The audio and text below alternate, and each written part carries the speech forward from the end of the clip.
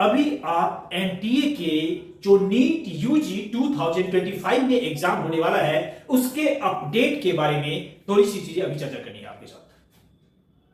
बहुत सारे स्टूडेंट्स बार बार ये क्वेश्चन पूछ रहे हैं कि सर सुनने में आ रहा है कि एनटीए एग्जाम पैटर्न चेंज कर रहा है, एनटीए एज लिमिट कर रहा है, नंबर ऑफ अटेम्प्ट चेंज कर रहा है, उनके सिलेबस, एग्जाम के पैटर्न, इन सब चीजों के बारे में स्टूडेंट बार बार क्वेश्चन पूछ रहे हैं। शायद आपके मन में भी ये क्वेश्चन होगा। अभी तक जो नीट 2025 का जो एग्जैक्ट अपडेट है मैं उसके बारे में थोड़ा सा बात करता हूं।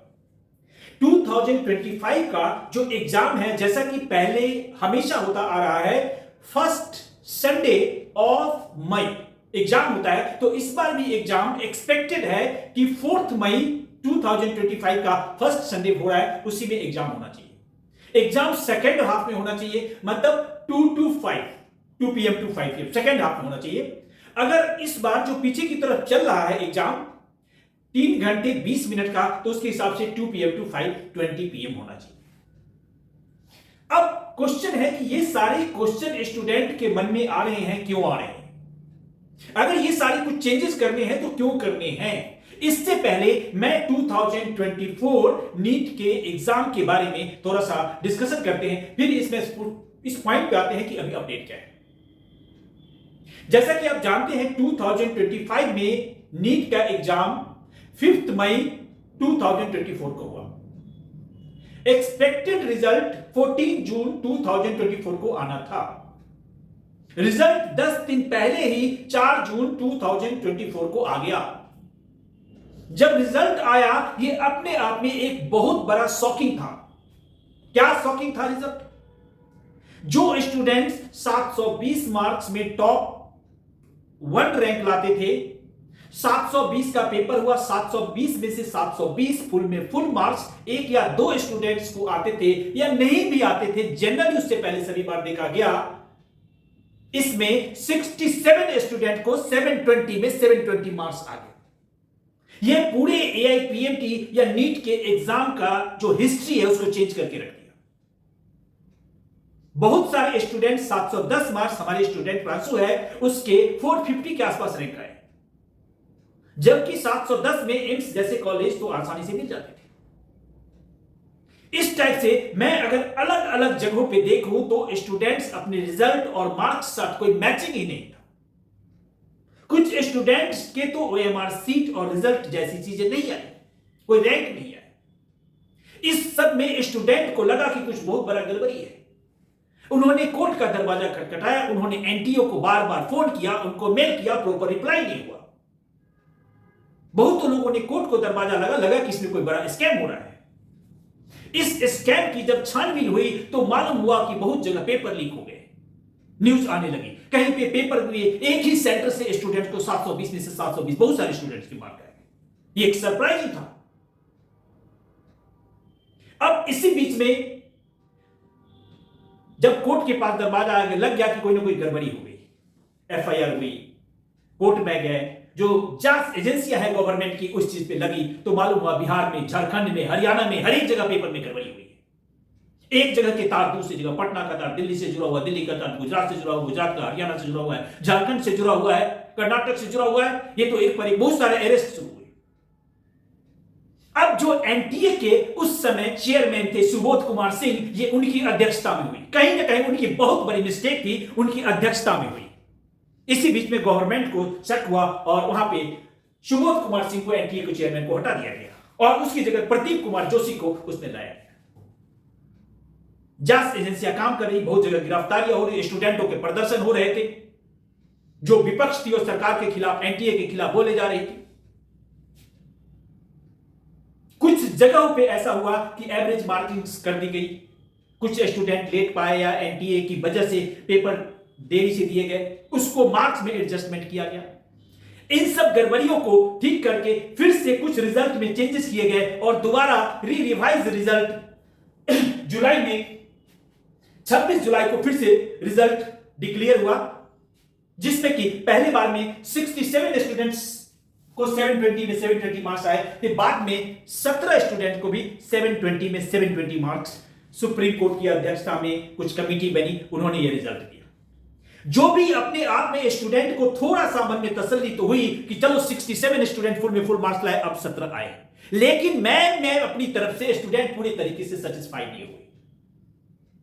किसी किसी तरह को जो स्टूडेंट 710, 715, 712, 13 में भी जिनको मिल जाता था, कुछ एम्स मिल जाता था, उनको एम्स नहीं मिला, कोई दूसरे कॉलेजों में एडजस्ट करना पड़ा। कुछ ऐसे मार्क्स दिए गए जो मार्क्स बन ही नहीं सकते। 718 मार्क्स बन ही नहीं सकते, 716 मार्क्स तो बन सकते हैं, 715 तो बन सकते हैं। कुछ ऐसे मार्क्स दिए गए जो बन ही नहीं सकते। फिर भी 720 में 17 स्टूडेंट अपने आप में भी एक सरप्राइज रहा। 99.99712 85% है 17 स्टूडेंट्स को।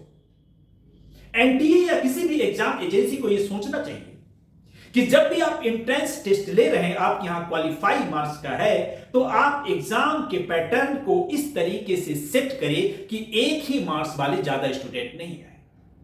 हालांकि उस मार्क्स को रैंक को डिसाइड करने के लिए इन्होंने टाई रूल बना रखा है।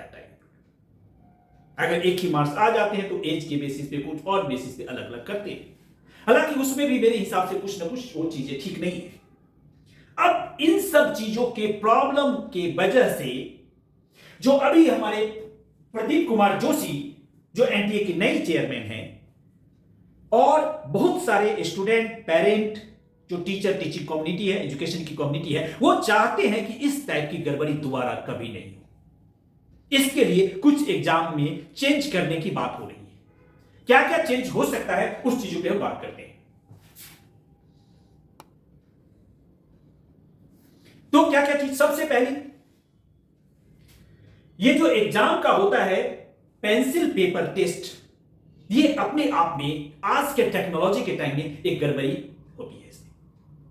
तो बात ऐसी चल रही है कि हाइब्रिड मोड में पेपर हो, जिसमें कि जब स्टूडेंट्स पेपर में बैठे तो स्क्रीन पे उनको क्वेश्चन मिल जाए और ओएमआर शीट में लिख के वो भर के दे दे। मतलब क्वेश्चन फिजिकल फॉर्म में नहीं आके, जैसा कि जेई मेन में तो आंसर भी साथ साथ होता है, बट इसमें आंसर का ओएमआर शीट अलग जाएगा, बट क्वेश्चन इमीडिएट है। इससे क्वेश्चन लीक नहीं हो सकता, बिफोर अपीयर नहीं हो सकता। एक सेकंड।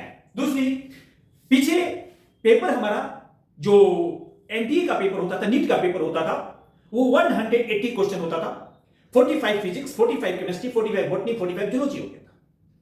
बाद में एनटीए ने चेंज करके इसको क्या किया था कि 30 क्वेश्चन इस सब्जेक्ट में कंपलसरी किया और 20 क्वेश्चन बाद में कर दिया गया। उस 20 में से 15 क्वेश्चन करना था, 5 क्वेश्चन नहीं करना था। टोटल क्वेश्चन उतने ही करने थे, but number of question 15 out of 25, 20 last में चॉइस कर दिया। इस चॉइस को खत्म किया जा सकता है, ऐसे सुनने में बात आ रही है। एक तो मैंने पहले बताया पेपर पेन को हाइब्रिड, पेंसिल पेपर को हाइब्रिड मोड में करने की बात, और दूसरा ये 5 क्वेश्चन जो एक्स्ट्रा है ये खत्म करने की बात, पहले भी ये नहीं था। तीसरा, 2018 से पहले तक एज लिमिट था, 25 इयर्स एज तक ही नीट का एग्जाम दे सकते थे, लेकिन 2018 में ये अपर एज को खत्म कर दिया गया। मतलब आप 20 साल के बच्चे हैं तब भी पेपर दे सकते हैं, 17 साल के हैं तब भी दे सकते हैं, आप 40 साल के हैं, 50 साल के, 60 साल के तब भी दे सकते हैं। इसीलिए जो 11-12 लाख स्टूडेंट बैठते थे नीट के एग्जामिनेशन में, अचानक 18 lakh, 20 lakh, 24 lakh, last year 24 lakh student बैठ गए। ये कोई मतलब नहीं।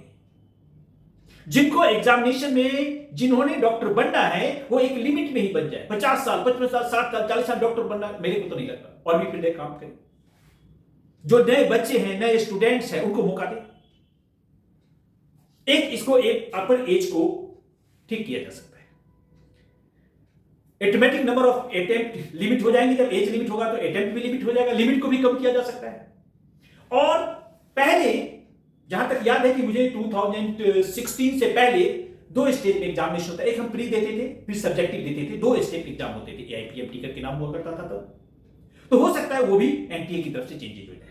कुछ सिलेबस चेंज होने की बात हो रही है। कोरोना के ड्यूरेशन या उसके आसपास में हुआ है क्या कि जो सीबीएसई का सिलेबस है, फिजिक्स का, केमिस्ट्री का, बॉटनी का, जूलॉजी का, वो काफी ज्यादा चेंजेस हुए, कुछ सिलेबस से चीजें हटा दी गई, बट वो एनटीए के एग्जाम में, एनटीए यूजी के एग्जाम में अभी भी पूछा जा रहा है।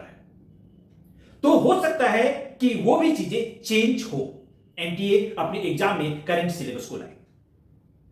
बट ये जो सभी जितने मैं मॉडिफिकेशन की बात कर रहा हूं, जिसमें कि हाइब्रिड मोड पेपर होने की बात कर रहा हूं, सिलेबस चेंज करने की बात हो रहा हूं, एज की लिमिट के बारे में बात कर रहा हूं, नंबर ऑफ क्वेश्चन जो चेंज होने की बात कर रहा हूं, इन सभी चीजों को एनटीए की जो कमेटी है ये सुप्रीम कोर्ट में देगी।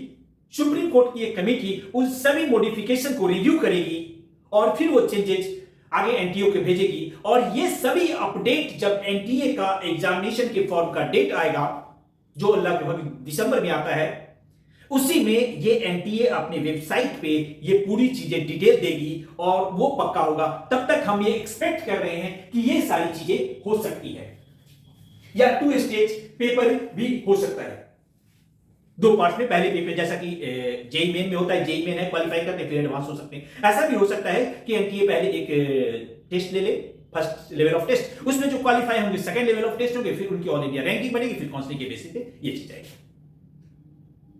जैसा कि आप जानते हैं ये सभी चीजें के बेसिस पे जो करंट फाइनल चीजें हैं वो आप दिसंबर के किसी वीक में एनटीए की तरफ से आ जाएगा, आप उसी को फाइनल मांगे। तब तक जो कुछ भी रूमर चल रहे हैं इसको फाइनल नहीं माने, कुछ चेंजेस होंगे ताकि ये गड़बड़ी आगे नहीं हो। प्रदीप कुमार जोशी जो अभी एनटीए के चेयरमैन हैं, वो बहुत अच्छे आदमी हैं, उनकी मैनेजमेंट ज्यादा सही है, वो इन चीजों के अपने ऊपर कोई दाग नहीं लेंगे, मैं ऐसा विश्वास करता हूं। और वो प्रॉपर इनको ऐसे सिस्टम में डालेंगे कि किसी तरह का कोई स्कैम, कोई लीकिंग, बच्चों को फेयर एग्जाम हो, फेयर रिजल्ट हो, उनके मेहनत के अकॉर्डिंग चीजें आए। तो थैंक यू वेरी मच। बाद बाकी मैं जैसा कि जानता हूं कि बहुत सारे स्टूडेंट्स को फिजिक्स में बहुत प्रॉब्लम रहती है, वो बहुत सारे एग्जाम, बहुत सारे बड़े बड़े कोचिंगों में जा रहे हैं और उनका फिजिक्स ठीक नहीं है। फिजिक्स की मेरी स्पेशल वर्कशॉप चलती है जहां पे मैं फिजिक्स में फुल कॉन्फिडेंस, न्यूमेरिकल करने की स्पीड, सब्जेक्ट में पूरे तरीके से कॉन्सेप्ट, कॉन्फिडेंस, स्पीड, सारी चीजों को इंक्रीज कर देते हैं और हर एक चैप्टर को, किसी भी चैप्टर में कोई प्रॉब्लम है, डाउट को क्लियर करते हैं। बट उसके लिए हमारा एक वर्कशॉप प्रोग्राम होता है जिसके अंदर हम स्टूडेंट से लगभग 6-7 हजार क्वेश्चन एमसीक्यू प्रैक्टिस करा लेते हैं पूरी बुक से और वो स्टूडेंट फिजिक्स में अच्छा फील करते हैं। उसके लिए आप मेरे नंबर है 9811711105 नंबर से कांटेक्ट कर सकते हैं। Thank you very much students, I will take care yourself. Parents और स्टूडेंट, ये वीडियो आप अपने दोस्त को, अपने फ्रेंड सर्कल को और पेरेंट को जो एनटीए का एग्जाम देना चाहते हैं, जो दे रहे हैं, जो तैयारी कर रहे हैं, उनको भी शेयर करें। धन्यवाद।